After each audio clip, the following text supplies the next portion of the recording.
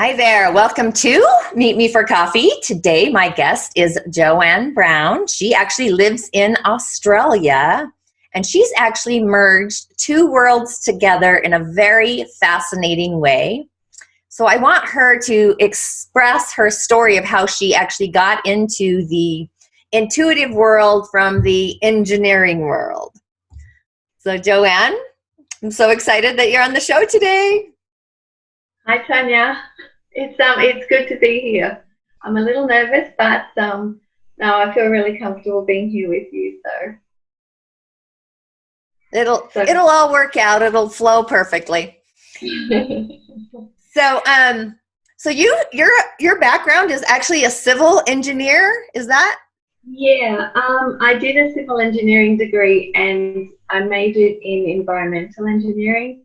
So when I left university, I worked in the oil and gas industry and did mostly in environmental management.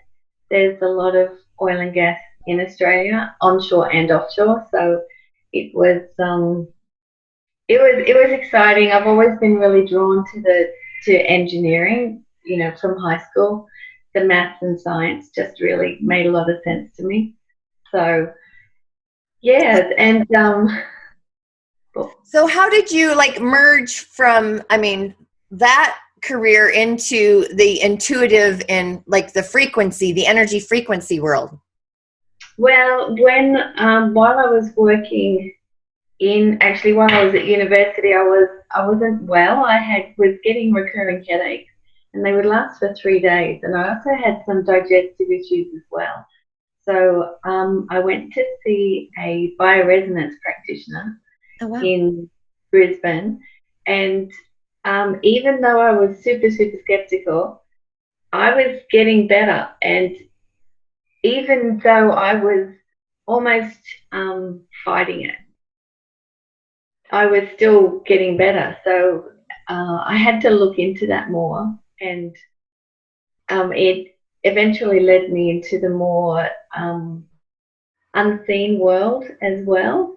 And I was seeing that there were aspects of my health there was an emotional component to them as well. It wasn't just related to the foods I was eating or heavy metals I may have been exposed to and those things. There was definitely an emotional component that I had to address. And then I started looking for answers as to how I was going to address that.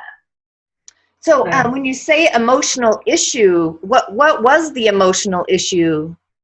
Were you aware at that time, or did you kind of have to figure that out over time? It took some time for me to get there, especially since I had such a strong scientific focus. My focus had always been that there were right and wrong answers, and everything was quite black and white. And I started to see that there were shades of grey and other colours thrown in there as well. But yeah, my first marriage was quite, I would call it toxic. Mm. And I don't think either of us were happy, but we believed we were doing the right thing from our individual perspectives. And that was the biggest, removing myself from that relationship has made an enormous difference to my health. So I think it's fascinating how relationships, when you step away from them, you recognize aspects that, I find, like for myself, you start becoming the person they are instead of the person you're supposed to be. Yes. When you step away from it, then I call it climbing more into your skin versus wearing their skin. That's a great way of putting it. That's kind of relationship wise, but I use that within what I call my circus too, the people that I keep around in my village. So, so was it difficult for you to merge these two worlds together, the intuitive side and this emotional aspect you were starting to recognize, and then you have this analytical, logical stuff going on as well, right? So it's kind of these two worlds that are like, Yeah, yeah. What I have found over the years is there's a progression, and it seems to be the same with anytime there's change that I have to negotiate. And the progression is my heart knows what needs to happen. Like, we used to live in southeast Queensland, and we came to this community. It's a sapphire mining community, and that was probably 7 years ago now. And we came to visit, and on our way, as we were driving home, I said to my husband, I could live there. And he was thrilled because he's a country boy.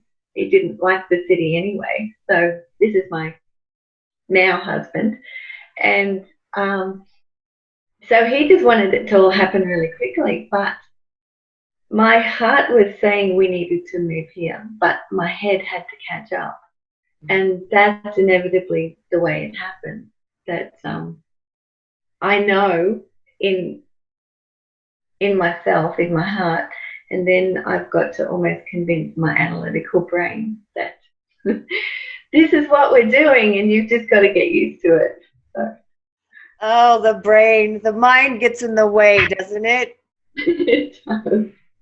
That's what happens to me. I always have to shelf the mind, and I do the same thing. It's like, okay, what does my heart say? What do my feelings say? Yeah. The mind is kind of the last thing I go to because it always creates disruption or chaos if I don't listen to my heart first and I listen to the mind, right? Yeah, yeah. So I think it's important though to filter things through the analytical side as well. When you've got that heart base and that's where you start, I think that's super important. But you have to be realistic about it as well, and you have to factor. There are certain things you need to factor in, but I totally agree. You've got to start with the heart, otherwise things come unstuck. So. Yeah, that's interesting. So, so here you have this journey where you weren't feeling well all the time. You recognized part of it was the relationship wasn't healthy as it should be. So now you're remarried. We're forwarding into where this is a new, like, part of your career now is this intuitive healing aspect, right? Yeah, absolutely. The frequencies, I've just found frequencies incredibly powerful, and I've used, similar to you, because I saw you the other day doing a video with you've got this color generating device. So I work with chromotherapy. I can work with 10 different colors of light and white, and I also work with vibration. It's based between both the subtle energies, the chakras, and I also work on the acupuncture points with either vibration or light. So it's like energy on matter and energy on energy, just to bring the whole body into beingness, is what I call it. Yeah, that's fantastic. I work in a similar way, but and I work a lot through the meridians. If, say, for example, somebody, and this is with my in-house clients, if somebody has a lot of pressure in their head, or they get headaches a lot, typically the gallbladder meridian is out of balance, and the gallbladder meridian zigzags all over the head, around behind the ears, forward, back down into the feet. So it's an incredibly powerful meridian, and it's only the gallbladder meridian and the bladder meridian that run the full length of the body. So anytime there's issues like headaches, I check in and find out if it's the bladder or the gallbladder meridian, and I do that intuitively, and I can also do that with my in-house clients using a frequency generating machine. And it's and like you, it's I love the way that you're using, parts of the body and meridians as well to do what you do. It sounds like we're applying the same principles in different applications. Absolutely, just a different tool. Sometimes I even use I have tuning forks, different, like a whole set of tuning forks. I'll sometimes actually use those on either the energy centers or the meridians in the face. I have different protocols I use on the face just with light to bring it into balance. Like the gallbladder, like you said, I actually have had a few clients who had Bell's palsy, and just doing the light and the vibration on the points over, maybe have them come in every other day for 2 weeks maybe, and their face came back, even though the one gentleman actually had the issue for like 5 years. I still got his face to come back to normalcy. Yes, yeah. Did you, when you worked with him, did you work with, was there an issue back in time that you had to work through as well? For him, yes. And because it was so long ago, 5 years, you know, so even though I was working the points on his face with color and light and vibration, you know, and it didn't take very long. That's the fun part about energy. It's actually quite quickly. And so I would work on him. We'd wait a couple days and see what happened, like what was processing. That's great. And the other gentleman, it was fairly new for him. So he shifted quite quickly because it was new. He hadn't waited 5 years. But yeah, it's usually, I find it's regrets or the coulda, woulda, shouldas, or sometimes even anger or fear, but mostly the regrets. There's some kind of issue of regret around something. That was just my experience with this particular person. Yeah, I find that there's often an event in the person's life that has contributed to the condition, and depending on the level of comfort that my clients have, determines how much we discuss it, but I can still be supporting them energetically regardless. So. Oh, you know what? Absolutely. I don't generally go into the caveat of like sharing everything that I'm seeing sometimes, because really they just need validation. I just need things to move, and so they can, you know, come to it when they're ready and you recognize it. You know, that's just, I mean, as a healer, and you know this, unless the person is ready to go through it, you know, the hiccup might come back. It's not a one and done until they've literally like, wow, I was hanging on to that for 5 years or whatever it is, right? Yeah. So one thing that when I was on my journey of wellness and I started getting better, and I was telling you before, I was quite skeptical about it. One thing I noticed was that I became very aware, and it was a conscious process. I don't necessarily think it's a conscious process for everybody, but I knew that if I started getting better, there was a group of people who were really kind and caring and were looking out for me, that if I was better, I wasn't going to get their attention to the same degree anymore. So I could see a payoff to me being unwell. And it shocked me at the time, because I thought I was better than that, you know, but I think it's something that, you know, especially as healing practitioners, that we need to be aware of, that people can have a vested interest in being unwell, and how to bring that up. I do mention that to some of my clients. It's almost a challenge. So, you know, but it's a challenging conversation to have at the same time. Yeah, absolutely. I mean, I had a lady like that too. So sometimes what happens to me when I'm in a group of people, my hands will just heat up like on fire. Like, and I always know energetically or intuitively who needs the movement. The shift. And I remember one time I was at a house gathering and I moved this lady's energy, and she was like, you know, shocked that I did so much in such a short amount of time. And she came into my studio for a session, and she was disappointed because she didn't get as much. Well, number one, we were in a group of people, so her desire was heightened. And one-on-one, exactly, she wasn't ready to shift, and she still isn't ready to shift because she likes the wound. The wound is giving her something more than she doesn't recognize on the other side of the wound how much magic is there, right? Yeah, yeah. So true. Yeah, isn't it wild? So you work with microbes and toxins, and so how did that aspect come? Because I'll kind of sometimes see, to me, I think they're cells or atoms. What I see sometimes visually when I'm looking at people. So how did that experience come around? Well, part of the frequency generating. Well, I did a course obviously to become trained. Well, I was fascinated with the progress that I made physically with my health, and it was in the background. I actually had already started my engineering degree when I was having these treatments, and given that I didn't have a lot of money, I had to kind of pace myself financially so I could, try to minimize the cost and maximize the benefit at the same time. And I just became fascinated with what was happening and how I had been helped.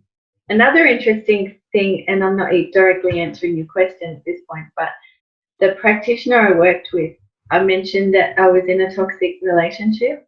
She actually called me on that at one point and said, "You're at a point in your improvement that you can either choose to work on your marriage or work on your self-improvement." But she said they're going in two different directions at the moment. So if I'd chosen to remain in the relationship, it would have been at the expense of, my personal development, which I thought was pretty astute of her at the time. She's an intuitive on some level as well, but I found that really, really helpful that she drew that to my attention. Yeah, because in a way, I mean, it totally helped you, assisted you in getting on the path you're on. You know, Yeah. I totally agree with that. I feel like you meet people for a reason, whether it's for a second to change their life, a stranger you send a smile to. Yeah. Everybody is within your circus or village for a purpose, right? That's how we met. So true. Exactly. That's right. And just like for me, it's like I within this world that we're in, intuitives and mediumship and shamans and the whole gambit. I'll call it the 24/7 instead of the 9 to 5. But I mean, my thing is like when I have visions, I like to know who's in my village, you or whomever, because you come into my vision, and that's why I reach out, because no one does anything alone, right? You have to. No, that's so true. So Yeah. true. And we prompt each other and trigger each other to make decisions. And sometimes it's painful. Sometimes it's not what you want to hear at the time. Sometimes you can get downright angry about what somebody has challenged you on. But if it ultimately results in positive change, then hey, it's all worth it. So. Oh, absolutely. So I want to hear about like the parasites and the molds. So you do all of this with frequency. Yes, absolutely. I've gotten to a point where I can actually recognize that within people without necessarily doing the testing. And that's where, because I'd always tended to keep my intuitive work separate from my frequency clients. And then it just, again, and I think we're challenged at different times. And I believe I was challenged to, what happened. There was a time when I had a friend who reached out and said, "Jo, I'm having these digestive issues," which is something that I tune into very closely because I've had digestive issues. So it's a bit of a specialty for me. And I wasn't able to, I didn't have access to my machine and my kinesiology vial. So I couldn't work with her in that way. And I started applying some of the techniques that I've learned from, you know, Cindy Dale, the courses that she's done. And it just, you know, my mind is, I tend to think quite laterally. And I was thinking, well, some of these negative spirals, essentially that's a similar energetic process to what I'm doing with the machine that I use. And so I wrote a few things down, like a few little symbols down, you know, and knowing, coming from an engineering background, I've got loads of symbols that I'm aware of that I can use. And she contacted me a few hours later and said, thank you so much. You really helped me. And it challenged me that I could be working with these things and helping to counteract negative effects without my conventional tools, the ones that I'd been trained with. So it was a bit mind-boggling at the time, but then I've started using it with other clients as well, and it's been really exciting. Right. Well, and I think too, like, I mean, I have a lot of tools, you know, and I, you know, and I feel like, again, because in the physical world, right, the seen world, people need something tangible to fix whatever condition it is. And in the energy world, it doesn't work like that, right? It's this whole other, so I like the reason I even started working with the company and the product and everything I do is through a vision. Yeah. It was all a vision. And I've always been holistically inclined, but it was all through vision. And it's just an entire protocol that I use with energy and healing. And, that's how it's just your path that the universe directs you where you're supposed to be if you're open to listening. And, some of my clients need the light, because that's how they explain how I do what I do. But for me to just lay my hands on you, that's quackery. Yeah. Right? Yeah, I totally agree. And that's one thing that's challenging with this current pandemic, is that I have a lot of in-house clients, and I'm not able to work with them now, but if their belief systems aren't open to working in a different way and achieving the same results, then I can't help them to the same degree. So I think this is an incredible time for us in terms of almost, I would say almost validating what we do, because at this point in time there are no other options. So yeah, absolutely. I've been so my light machine, like, I know how to vector energy, right? Yeah. So the whole purpose when I started doing that was I'd worked on a girl that had, I don't even remember, but anyway, I was working on her through my studio, and I was like, I'm going to vector light to you. And then I'm like, I could record myself vectoring light out to the galaxy. Like, why did I not think of this, right? Yeah. So that's kind of what started the whole thing of me doing that. And another thing I started doing was I brought back a shaman drum from Mongolia that was gifted from the shamans, right? Yeah. And what I recognized is we had an earthquake here, and the earthquake, once it hit here, it kind of vibrated out through the whole earth plane. So my thinking was, if I could get everybody at 9 a.m. in your time zone to play a drum, play a piano, whatever, because you're creating that resonance to raise the vibration. That's right. Across space and time. Yeah, yeah. So. Well, I'm just thinking back to when you reached out when the Australian bushfires were on. And that was a really powerful time for me, because you introduced me to several tools that I had never really considered using in the healing realm. And you also challenged me to look at sending healing collectively, because the way I've always worked is it's on an individual basis. So you've challenged me to, okay, well, how can I send like a group healing, collective healing to, say, Italy, to the people in Italy in relation to the virus.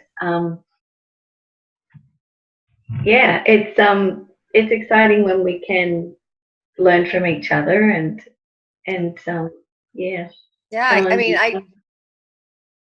so like my visions were crazy when that was happening. And I was like, I'm going right to the source. Who do I know that lives in Australia, right?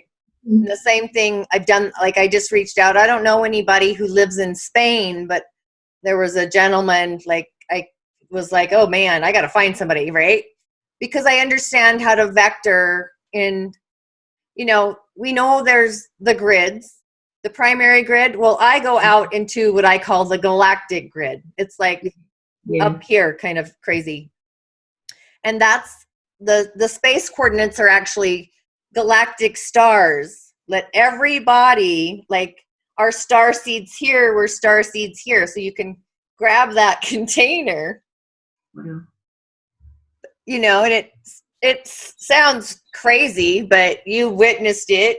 And I've reached out to other people on different things. Even this virus, my guides showed me that it looks like a river, but it's a conscious river stream, and it was blue and it had white in it as well.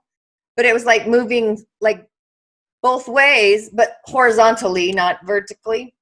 Yeah. And within the river, they guided me to get somebody who writes in light language and code. I needed a code to put in the river. So that was, so I reached out to a couple different people who write in the language of light, right?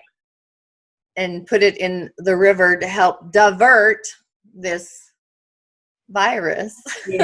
Yeah, that's fantastic. That's fantastic, and I think symbology plays in a lot with healing work, regardless of what it is, whether it's negative emotions, whether it's past life influences, whether it's a microbe or candida or the heavy metal. I believe there's so many different ways you can actually shift things. I don't think there's just one technique that is going to take care of everything. That you can do it in so many different ways. Oh yeah, I absolutely. I think my sense is like just like every body has a gift. It's a matter of recognizing it and trusting it wholeheartedly, right? Like when I have those kinds of visions, like 20 years ago, I would have blown it off. Yeah.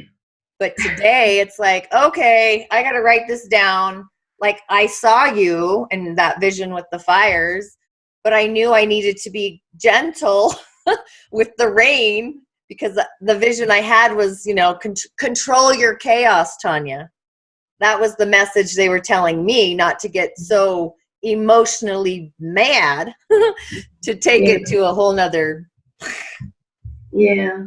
And I was really grateful for you doing that at that time because I'd gotten into this mental state around it that I was powerless. And when you reached out, I'm like, I know this stuff. I know I can work with energy and forces and so on and make a difference. But I'd become immobilized. So I was really grateful when you reached out. We do need each other.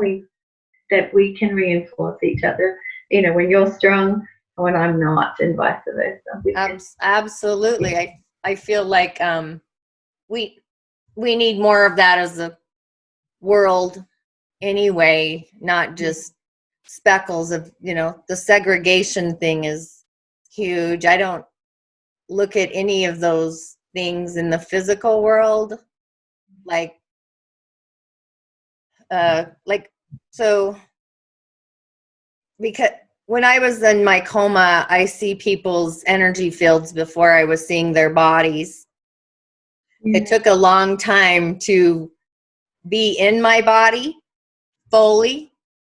So I can see things in their auric field first before I even see the movement of their centers and what's going on. But I mean, that's just for me the small part of the galaxy grid. Yeah, yeah. So, So even though that was a really traumatic time for you, it's actually been an enormous gift at the same time, oh, hasn't it? absolutely. Like, I don't look at it as a tragedy, like at all. I never have, honestly. I've always felt like I had to go back and get the memo. I didn't get all the downloads quite yet, so I had to go. I had to go hang out in the other realm for a little bit, and then come back. And when I was all juiced up, Yeah. No, that's fascinating. I find that fascinating when you shared about that. It's yeah, and the thing is, we're touched in different ways, and I believe divine wants us to work to use our individual gifts. You know, for me, um, my mind is I'm very, very strong mentally. Sometimes I feel like I'm, a bit of a loose cannon emotionally, but um, my mind is, and I believe that's reflected in my numerology personally, because all of the mind plane numbers, I'm all over them, and I also have a grounding, an earthing capacity as well that I believe is reflected in my numerology. So we've got our individual strengths and um, gifts that we can use, and we can work on developing in other ways as well. But it's just so fascinating how unique we are. oh, absolutely, I totally agree, 100%. Like, yeah, it's just the avenues, and I think, like, just like you said, I could sense you were in peril Yeah. in Australia, and I just, like you said, when somebody's down, you pull them back up and vice versa, right? Yeah. Well, you were so right. But I still have that the glass bowl that we worked with. Oh, I still have yes. out in our front veranda area. It's yeah, it's a constant reminder. It's good. It's very good. Yep. You'll always have that, right? Yeah. Absolutely. So, is there anything else you'd like to share with my audience? Oh, um, well, at this time, I just think it's really important that people stay positive, and I know that's the message that's being reiterated. We you don't want to buy into the panic and the fear. I think that's really important, and work with the tools that you've got. Like one thing I'm doing to keep my immune system strong, and this is just a little because we can do so much in the physical realm. I'm having high doses of vitamin C. I'm taking manuka honey, and I also have a lot of organic garlic, and I cut that into very tiny little pieces and swallow it as a little tablet. So just rather than there are practical, logical things we can be doing to take care of ourselves and not put ourselves into situations where we might be compromised. So Yeah, harm's way. Stay out of harm's way, right? yeah, And I think exactly because you do frequency, just keep maintaining your higher elevated frequency that's right. through herbs, food, natural foods, vitamin C. That's right. Um, I also think it's interesting that the lungs tend to represent our connection with spirit and divine, and that keeps coming back to me. It's almost as though there's some kind of um, attempt on some in the unseen world to disconnect us from our relationship with divine, with the universe. I think it's a two-way street. I think it's both of that. I think it's the universe saying, "Hey, are you going to listen to me now?" Yeah. Right? So open up those channels more often. Mm-hmm. And, it's both. I think it's both ways. I Yeah. totally agree. I think people have forgotten their connection to their higher self and the cosmos, the universe, the divine, whatever you want to call it, the great spirit. And, and then we have the earth plane. Like, It's like the other world has been calling us to call upon them, whether it's your ancestors or, you know. Yeah. And the other way, like to wake us up. Hey, you know, holding the lung tight. Like, are you going to call on me now? That's right. Yeah. Yeah. Good point. It's but this is a challenging time, but I think it's a time where we can make incredible changes. We can change our whole lifestyles, our perspective. There's so much opportunity for change. And hey, if we have this chance to take advantage of that, and I think we need to be grabbing that with both hands. Absolutely. Grab it by the reins and hang on tight. Yeah, we're in for some awesome change. And it's exactly, you know, it's your perception. The change is positive if you can look at the magic within it. You know, you have to, you know, for change to happen in our, you know, for me, the whole thing is like the nature is still doing nature. Nature has not stopped doing nature. My little dude, my little ditty, he still wants his walk. He still wants nothing in his little vibration is shifted. So then I'm like, oh, I'm going to go into his world because his world is still doing his world. That's right. So if you just kind of keep doing your thing and, you know, cleaning up the yard maybe more or whatever it is, and just know that on the other side of this, what's going to break away is all the things that we don't need anyway, the unnecessaries, right? All that's going to go to the wayside, and hopefully we'll just move over here in a more positive, uplifted, higher frequency. Yeah. Being in our skin, ultimately. That's right. Yeah, definitely. Well, thanks for this opportunity. It's been really good talking with you. I tend to be a bit shy in these situations, but you make it so easy and comfortable. So I'm really grateful for that. Oh, you're so welcome. I was so excited to have you on my show today. So with that said, thanks for joining me for Meet Me for Coffee. And you can find all the fabulous information about JoAnne and how to get a hold of her in the show notes. Be sure to check her out because she is amazing. Ashe. So, well, thank you, JoAnne, for Meet Me for Coffee. And for those of you that listened and tuned in, JoAnne is offering us a discount to the end of June of 2020, 25% off. Coupon code will be in the show notes of her intuitive alchemy. And as always, thanks for joining me. Ashe.